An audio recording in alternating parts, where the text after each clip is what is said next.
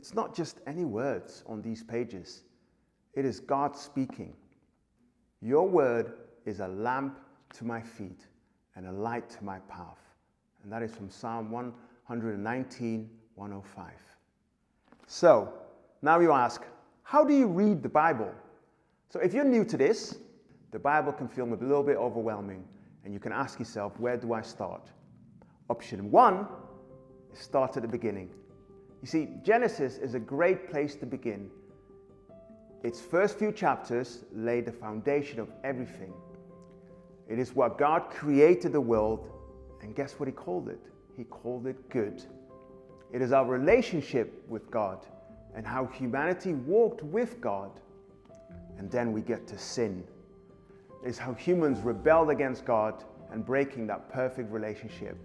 From there, the Bible traces God's plan to restore what was lost, culminating in Jesus the Messiah.